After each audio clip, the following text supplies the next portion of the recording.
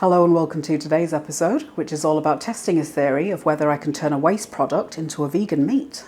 In my little bag here, I've got some spawn. This is the starch that gets washed out of a bag of flour when making wash the flour seitan. This is a starch left over from when I made the gammon flavoured one for the pot au feu. In case you're not familiar with the concept, all you do for wash the flour seitan is make like a ball of dough from bread flour and water. Let it sit so the gluten develops, and then you rinse the starch out of it under water. So I saved all of that runoff, all of the starch that got washed out, and put it in the freezer.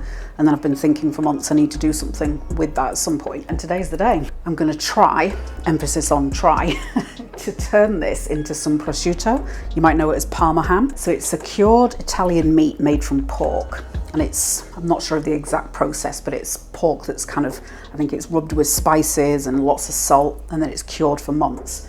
And then it's very finely shaved. It comes out a little bit like, if you've ever seen smoked salmon, it's got like a translucency to it almost.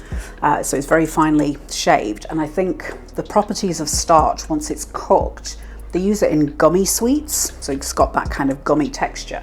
So I think it hopefully will lend itself quite well to what I'm thinking of. So the base of it is going to be 500 millilitres, which is about the same grams of the wheat starch.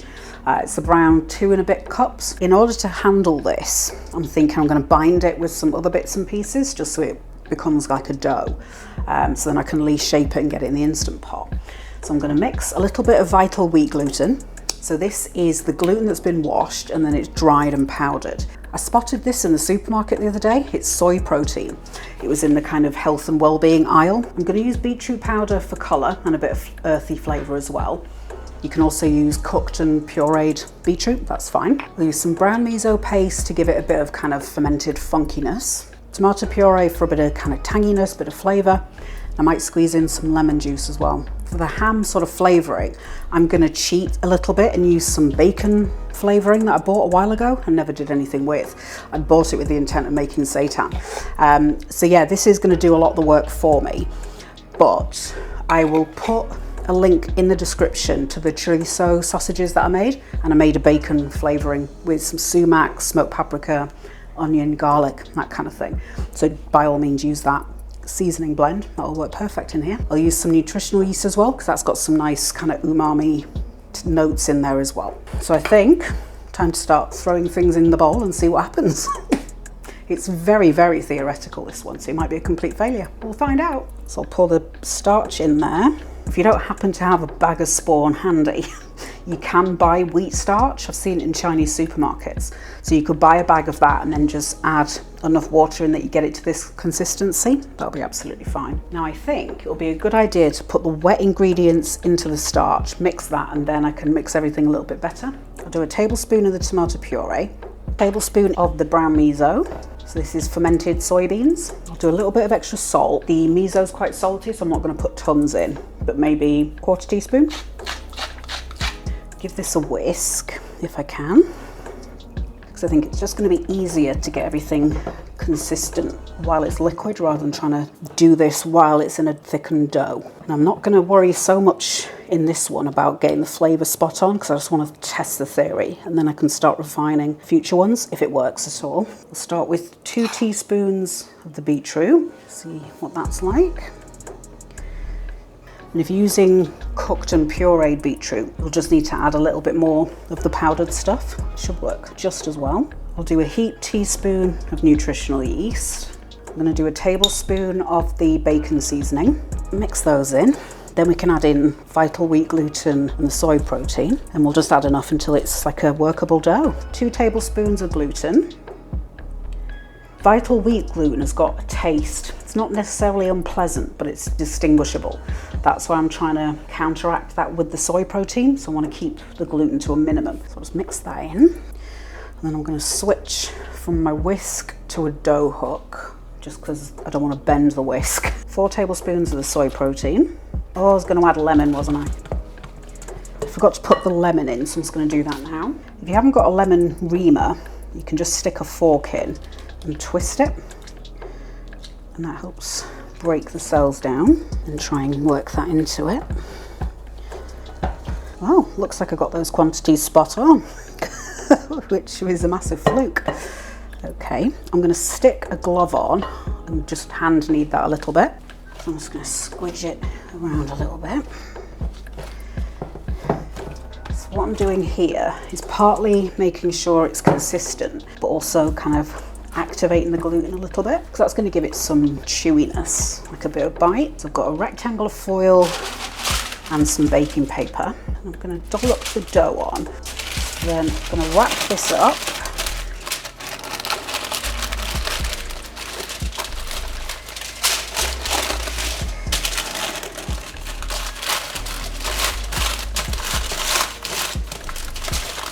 Just going to squinch the ends and kind of twist that. Now the reason I'm wrapping it in baking paper is it might stick to the foil, and then roll it up in the foil.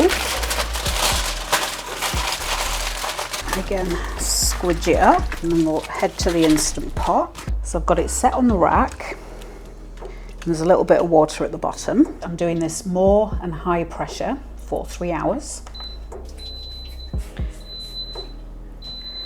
Once it's finished cooking, I need to let it cool right down, and then I'm going to cover the outside in salt, and then I'll age it in the fridge for at least a week, and then we'll see what it's like.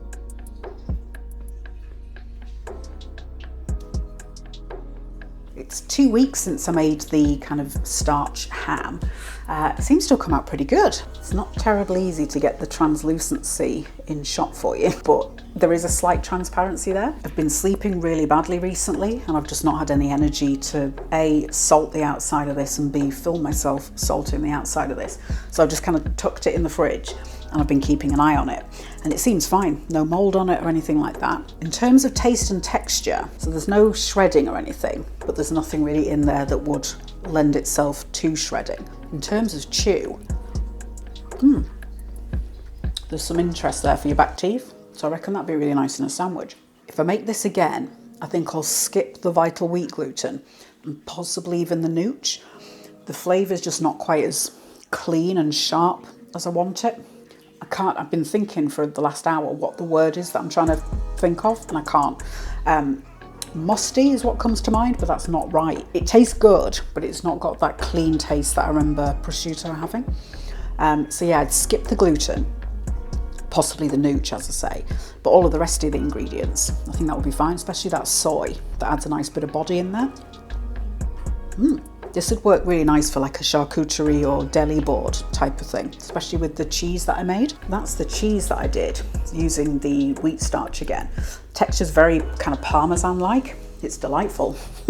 I'll be putting the link to that video in the description for you. You could put a really nice board together. So you could do the cheese, that meat, maybe a couple of other meats, have a nice little selection, some chutneys, maybe the trio of dips that I did. I'll stick a link to that in the description as well. Some bread, crackers. You just got a really nice supper there. When I made the sabudana khichdi to go with the herb stuffed tofu, I thought at the time that might be interesting to use as like fat globules in a salami type. Maybe cook them or soak them in the water, and then soak them in a bit of oil, like a neutral oil, sunflower, refined coconut, that kind of thing, just to get some fatty flavour and texture in there. And then mix that into the mixture. I reckon you need to look for big tapioca balls rather than the size I used, because I've got a feeling when you cook it, they're going to shrink down in size. So if you use the small ones, it's not going to be very detectable. Whereas the bigger ones, like you'd use for a boba tea, they'll probably be quite detectable.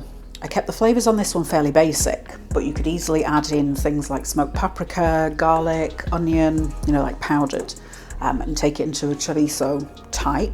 Or you could use things like cumin, fennel, caraway, and give it a kind of Middle Eastern sort of vibe to it. Yeah, so you could do lots of playing around with that. And I think to say that was a waste product, it's come out really well. That'd be nice with like pasta or gnocchi maybe. Do shreds of that, fry them off a little bit just to get them a bit crispy and fatty, and then kind of scatter it on the top. So the texture of it is very dense, much more so than seitan. I had thought about smoking it, using that smoking gun, but I just don't have the energy at the moment. But that would be fantastic, getting that smoky flavour in there as well. I think what I'll do is salt the outside of it. So just kind of wet my hands, rub it on, and then cover the whole thing in salt. And that'll help preserve it a little bit. Hit subscribe and tap the bell icon if you're also curious about what delicious things you can do with your food waste. And then head over to this one.